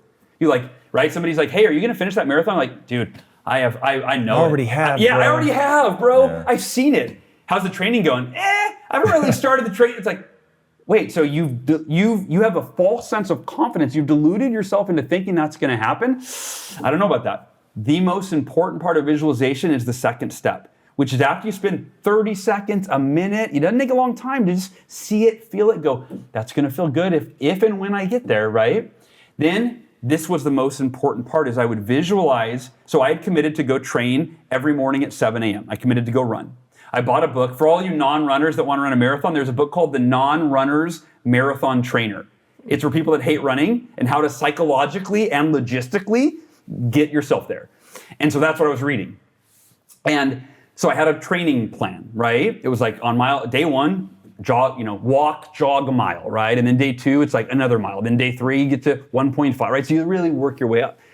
And the visualization piece was I would close my eyes and I would visualize my phone, literally, so I'm sitting at my couch where I do my Miracle Morning, my coffee table in front of me, my phone's on the coffee table. I'd visualize, and I would even hear beep, beep, beep, beep, beep, beep. And I would visualize myself like a movie, picking up my phone, but seeing it through my eyes. And seeing 7 a.m. on my phone, because that's when I committed to run. Then I would visualize setting it down. I'd visualize myself walking in, dude, I can see it like it was yesterday, walking into my bedroom, into the closet. I'd visualize myself putting on my running clothes, my shoes, lacing them up. I'd visualize, and I'd spend about 5 minutes doing this. Visualize myself walking through my living room, going to the front door. And then I would visualize myself grabbing the handle, opening it, and as soon as I saw the sidewalk, I would use affirmations and I would say something like, I'm gonna go for a run today. It's gonna be incredible. I'm doing this because it's helping me become a better version of myself. I'm becoming stronger. I'm capable of, like whatever it was. It was a freestyle often of, this is it. This is gonna be great. Let's do this. And I would literally smile and I would get myself in this hyped up state to go for a run. That's the power of visualization. I've rehearsed the thing I need to do while in a peak mental and emotional and physical state that is compelling. So that now, when the alarm went off in real time at 7 a.m., it was unconscious. I picked it up. I went into my bedroom. I got dressed. I walked out. I grabbed the handle, and it was like a first-person shooter game, right? Like literally, like you see the hand reach out. I'd see the sidewalk, and I'd be flooded with confidence and excitement to hit that sidewalk and go for that run. And if I hadn't visualized, and everyone can relate to this, here's what I would have done. I can almost guarantee it. Alarm goes off at 7 a.m. Now, say I hadn't visualized, I would have gone, fucking hate running. I don't want to run. Dude, I'll do it tomorrow. And there goes all our goals and dreams. That's why visualization in that two-step process, in that way, to me is one of the most, and that's what the world's greatest athletes did, right? Is they visualize themselves performing at their best in the game or the perfect swing. And so when they stepped on the court, they're like, dude, I've already been here in my mind, in my emotions, and in my body. And so then they perform the way, like, I love visualization as mental rehearsal, right? That to me is like a much better description of what you're actually doing. You're mentally and emotionally rehearsing, performing at your best before it's real time. And then when it is real time, you go right into it. And making sure in the visualization that you mimic or create the emotional state that you want to feel, I assume is a key part of that. It's arguably the most important part, right? Yeah, it's creating a compelling peak emotional state of doing what you need to do. And you can apply this like in sales, right?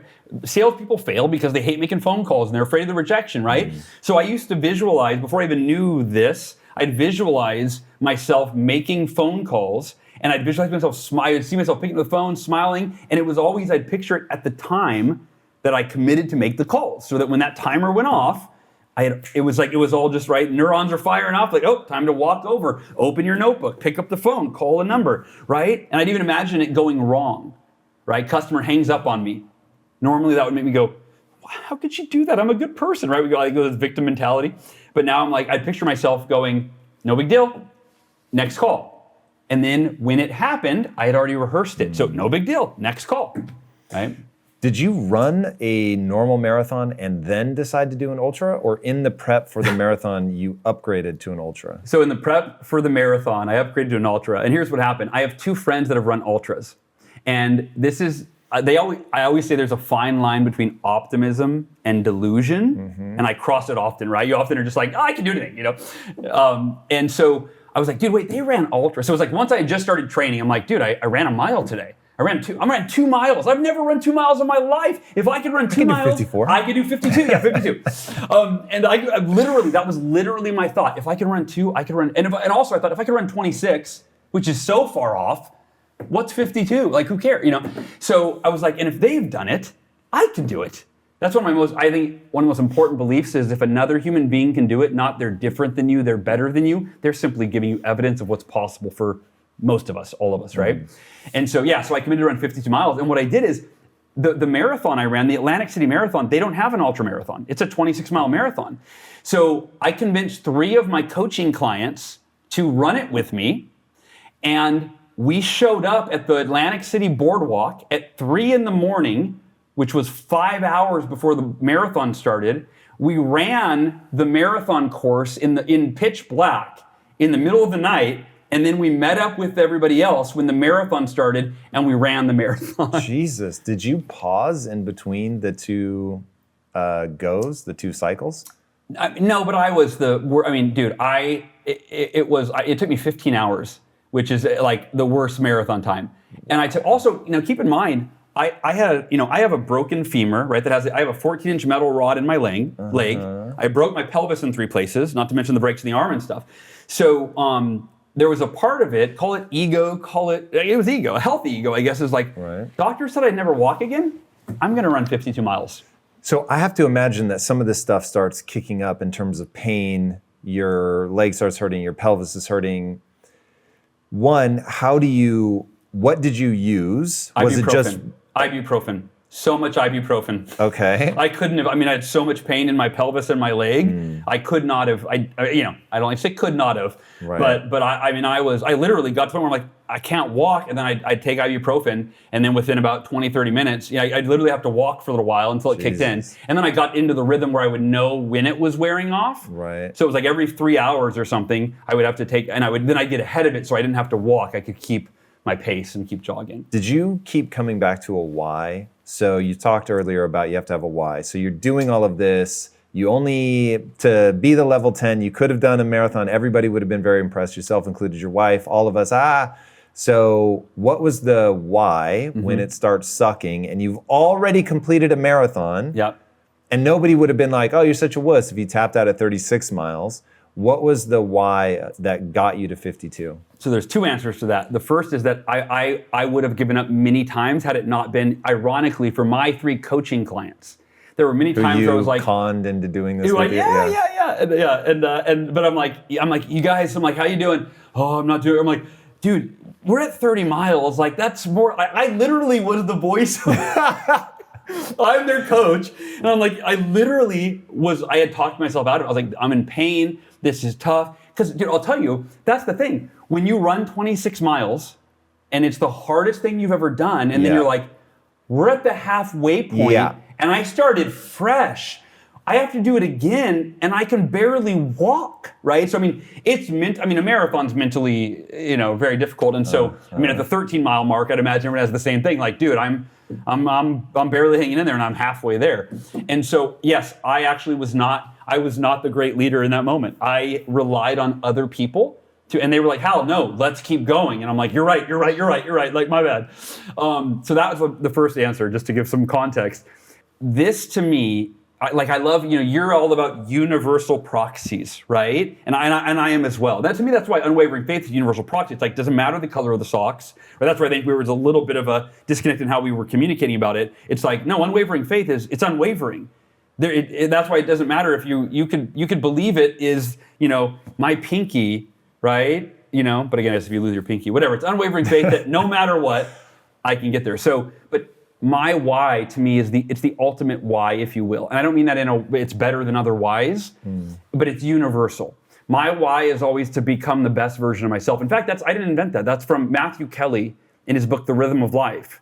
He says the purpose of life is to become the best version of yourself. And you can backtest every decision that you make. Will this cheeseburger, this candy bar, or this apple, which will help me become the best version of myself, right? Well, watching this documentary, right, will improving, as you mentioned, the human animal is designed to get better and better and better at something, right? To become the best version of yourself. And so, to me, my why to do everything is to, and you can use different language, to become the best version of myself, to fulfill my potential in service of others.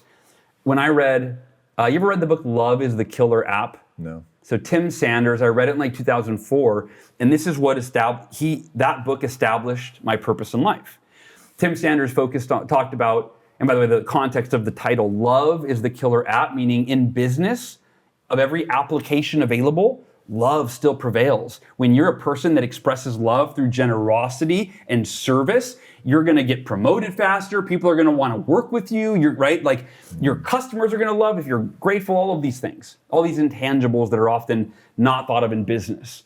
And so what he taught me in that book is adding value for other people. So my purpose in life became to selflessly add value for others. And then that evolved in what's the best way I can do that? It's actually to become the best version of myself, to fulfill my potential so that I can help other people fulfill theirs. Because if I'm not striving to be the best version of myself physically, mentally, emotionally, financially, spiritually, relationally, in every way, who in the hell am I to write a book or give a speech or be a coach or help anybody do anything? So that was my why. I'm willing to do everything in my power to fulfill my potential and become the best version of myself. And that was also born after the car accident. I told my dad, I said, when he came in and said the doctors are concerned that you're in denial. And I said, Dad, I live by the 5-minute rule, And I said, besides, Dad, I said, remember, I always, ever since I started selling Cutco and giving speeches at all of their events, I've always kind of wanted to be like a motivational keynote speaker like Tony Robbins or one of these guys. I said, but I've never had to overcome anything major. Like you and Mom were great parents. Like I got bullied as a kid, but like just normal stuff. And I go, and I'm literally in my hospital bed. This is before I ever knew I would walk again, right? And I go, maybe that's why this happened. And I said, I believe everything happens for a reason, but Dad, I think we get to choose the reason. This could happen because life's unfair, or it could happen because I'm meant to take this challenge head on, become the best version of myself so that I can help other people. Maybe this is the message that which I didn't know I'd be on Impact Theory talking about my car accident and the lessons that I learned by giving it everything I have. But I think for anybody watching this or listening to this, I think it's to think about I feel, it's my own opinion, that we have a responsibility to those we love and those we lead to become the best version of ourselves so that we can help them do the same, right? I agree. Yeah. Very much. Well, brother, I don't know why the universe keeps fucking with you, but may you keep impressing us all with the reaction. Where can people follow you? MiracleMorning.com is the best hub. We actually just redid the homepage. I've never loved a homepage. I loved our homepage. But you can get the books there. You can get the app there. You can watch the Miracle Morning movie, right? There's a documentary that we filmed during my cancer journey called The Miracle Morning. The community, everything is at MiracleMorning.com. I love it. All right, guys, if you haven't already, be sure to subscribe. And until next time, my friends, be legendary. Take care. Peace. If you want to learn some really useful habits on how to maximize your productivity, be sure to check out this episode here. One thing I'm always telling people is the reason that I'm able to work as much as I work, to endure as much stress as I endure, is I'm very good at compartmentalizing. When I have something stressful, I take it and sort of